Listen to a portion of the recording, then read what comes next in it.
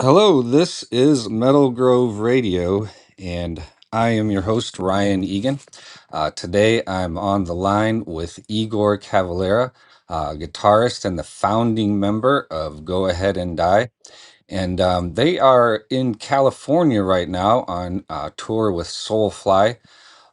They're in Bakersfield tonight at Tembler Brewing, then to Palmdale tomorrow, then to Flagstaff, Arizona on Sunday, where I get to see them. So thanks for being on the show, Igor. How's the tour going?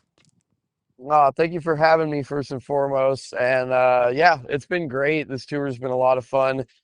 Getting to play Go Ahead and Die has been a pleasure since we don't get to do it very often. We're all in different bands and constantly have different things going on and whatnot. So yeah, getting the chance to come together and play this stuff is super fun, and the shows have been packed and just super sick all around. Can't really complain about much. Good to hear. Yeah, I hear it's, high energy and yesterday I had a great time talking to Max and to Jackie and, all of them. I did like seven interviews and a couple of hours. I did make one mistake. I think I made a mistake. I said that Max and you were the founding members of Go Ahead and Die, but he said that you were just the founding member of Go Ahead and Die. Is that correct? I mean, I think he's taking away a little bit of his credit there. I mean the idea was mine. The base idea to do kind of like a grindcore meets D-beat punk meets old school thrash and death metal. Yeah, That was originally my idea, but in terms of writing the songs and just kind of like the actual creation of the music, it has been me and him. And yeah, I maybe I take a little more credit in that department, but he has been there since the beginning. um so I wouldn't say he's not a founding member. yeah. I think he just likes to You're kind of give me the credit of it being my little prodigy or whatever, you know what I mean? yeah. But he's been around since the beginning, so Yeah, fair to say that. yeah, that's cool. Well, yeah, definitely. He's, being a good dad and giving you the credit, and yeah, Yeah, exactly. he just said it's your project. So, but yeah, it's so cool to see you guys, writing music together. And I did miss the last show at the 44. I had a ticket, but I couldn't make it up there. So I'm so happy I'm going to be in Flagstaff on Sunday for that show. So Oh, that's great. Yeah, I think that's going to be an awesome way to end the tour. yeah, And playing in a small intimate setting like the Hotel Monte Vista is just it's going to be so rad. yeah, definitely. Um, well, I just wanted to kind of go back a little bit, and how did you, start playing guitar? Are there other instruments? Did you learn from your dad? How did you start? Well, I guess you could say at the start, you'd have to really just start at our household. And Yeah. being the son of a musician, there were just instruments in the house. Mm.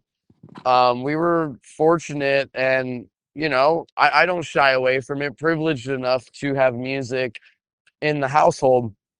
So I started by playing drums, actually, Okay. and played drums for quite a few years. There's actually some videos of me on YouTube that exist playing Troops of Doom with Cavalera Conspiracy, and I was like 13 in those videos. Wow. But at that same time, I was taking an interest in guitar and the vocals and just kind of everything at that point. It all interested me so much.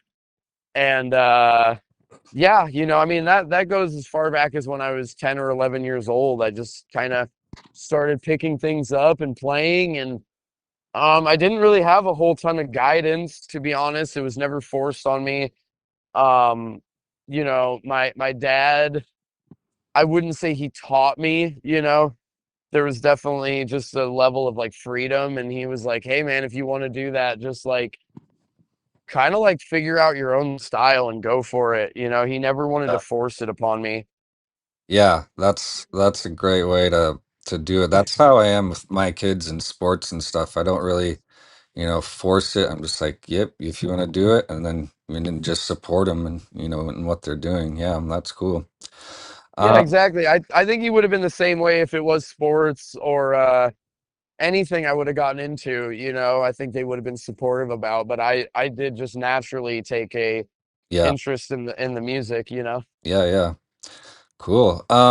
So I got to talk to Jackie yesterday. How fun is it to have her, in the band with you now? Oh, it's great.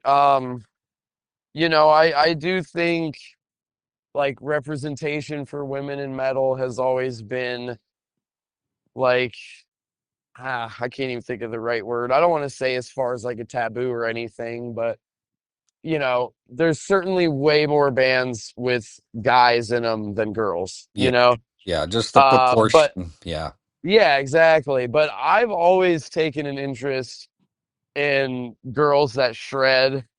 Um, some of my favorite guitar players are like Laura Pleasance from Kylesta and Lori Crover from Acid King and stuff like that. yeah, Joe Bench from Bolt Thrower. So like to me, I've never really thought it was weird for women to be into metal. I actually always kind of wish more women were yeah, playing in bands and stuff like that. And aside from mine and Jackie's own personal relationship with each other and whatnot, like she's a ripper mm, and she's in a super sick band that I knew about her band before I even knew her, you know what I mean, through the okay, Phoenix music scene. mm-hmm, So like, you know what I mean? I always knew she was a super sick ripper and was into punk and D beat and stuff like that. yeah, So having her in the band is a terrific asset as a musician, and I think for some of the social commentary we hit on with Go Ahead and Die, I think it's very important to include women in music and have their back, you know what I mean? yeah, And fucking and just kind of respect them just as much as you would a guy, because there's a level of misogyny and things like that go on. So yeah, like definitely. we're kind of here to smash all of that. That's so good. Yeah, I do like a lot of bands that have female, yeah, I'm, all female bands, but some that just have, guitarists. There was gosh, I'm trying to think. Oh, Crypta is a really cool band that they have really good guitarists. I got to meet them at the Nile Underground one time, and yeah, well, let's see what else I have here. How is your other band, Healing Magic, doing? Quite good actually. I don't get to play with them as much as I would like. I'm currently in 5 bands Oh, between Go Ahead and Die, Cavalera, oh yeah, Nailbomb. You know what I mean? yeah, I have a lot of shit on my plate at all times, uh, for lack of a better way to put it. But Healing Magic is truly my like passion project, okay, and I do work on it whenever I can. And I am very happy to say that we have a new lineup featuring members of Arizona bands Saint Breaker and Thraw, which are some of my favorite Arizona bands. And we are working on a new album and have some really cool shows coming up next year. So even though I don't get to put a ton of time towards it, what I do get to do is very fun. And like I said, it's totally a passion project from the heart for me. yeah. Oh, that's good to hear. Yeah, I have one of your songs. I think it's called "Smoke Horns." on Nice. yeah, on the station. And Oh, great. yeah, so you don't do Lodi Kong anymore?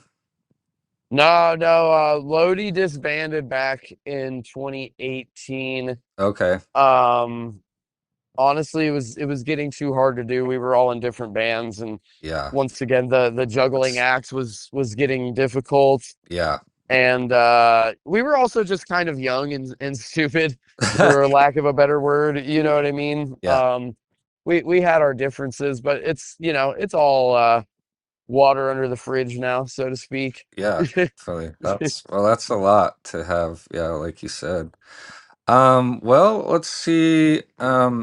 I do ask questions that are, off topic. Like, do you have any hobbies besides music? I know you're always doing, music sometimes, but it's like, do you other things? Are you a sports fan? Yeah, no, actually, I have a ton of other hobbies. Okay. I would say most importantly, I'm very into literature. I'm very into reading, particularly like horror, fantasy, sci-fi, things like that.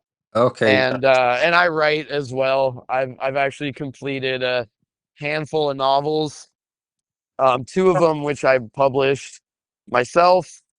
And yeah, once again, that's something I would like to work on more, but very hard to find the time to do it and just the creative juice for it. But I would say other than music, writing, reading, just yeah, taking in just books in general are one of my favorite things on the planet. And aside from that, living in Arizona, I really do like being outside. I like hiking, I like being in nature. I love the desert. Yeah. Things like that. And I play video games as well. I'm a huge nerd underneath the cool metal guy appearance Yeah. is just a huge Dungeons and Dragons dork. Wow. Yeah. That's a lot of hobby. That's good. That's kind of like Yeah, no, I stay busy. that's kind of like me. I have a lot of interests, but that's great that you are, into, reading and you write. I think somebody told me about your book the other day. You're gonna have to send me that, what the name of your books are so I can read them. Because yeah, I've been reading a lot lately. I read Matt, your dad's, book, My Bloody Roots, and then I'm reading Ozzy's book that just came out. So that's like super interesting. All of his stories. He gets a little bit too much into the like medical stuff, but Oh wow. yeah, I'm just like, I've got to read that one. yeah, I just picked it up at the airport and I was just like, but it is really good. Like he has so just, stories upon stories of all the people, and yeah, I just love Ozzy. So well, Same. yeah, and I'm sure you've been around him, before your dad said, you grew up with all those guys around. So that's just amazing to be, in that kind of group of musicians. Um, let's see. What? Just a couple more questions. What are your top, like, maybe top one or two moments of your career? That you're just like you sit back and you're like, oh my gosh, like this is the best. Like I don't know if it's gonna, this moment right here. You just, No, definitely. I mean, yeah, it's hard to pinpoint, and that's definitely a question like I could get asked at different points and probably answer it different ways. yeah. But off the top of my head right now, playing walk-in this summer with Nailbomb Uh, was kind of like a moment where I realized like that dream I had when I was a kid of being a musician was like was realized, yeah. like being in front of that many people and like my voice going out to that many people and even the shit I would say in between the songs, like I take a big stance on social issues and human rights and things like that. Just feeling that my music and my voice was like being projected to that many people was honestly, it was a moment where I was like I did it. Like, look, like you did it. You started as a kid playing in your bedroom, and you're at walking. You Yeah. know what I mean? Yeah. And it took shit 18 years or so to get to that point. Yeah. And that I would say that was a huge one. And then meeting some of your idols was really crazy for me. Like when I met Neurosis, I totally lost my mind and Uh, was like such a little fanboy, honestly. And I'm really big into like the sludge and psychedelic and like kind of the weirder kinds of metal. And a band for me that's always been really huge was Today's the Day. And I got to record with Steve Austin, their founding member, and he did the first Healing Magic record, actually, the one that you just mentioned with smoke horns and stuff on it. okay. So getting to record with Steve and just like interacting with like a real nitty gritty DIY underground legend was like so sick and such an eye-opening experience. And for me, it was just, yeah, it was another moment of like, look, man, like you were listening to these bands when you were a teenager and you're like working with them now and one of their peers, you know? Yeah. So for me, like those were moments where I felt like, the hard work and the years I spent playing like were starting to pay off. Yeah. And I'm sure it just makes you want to keep going more. Exactly. Yeah. That's awesome, dude.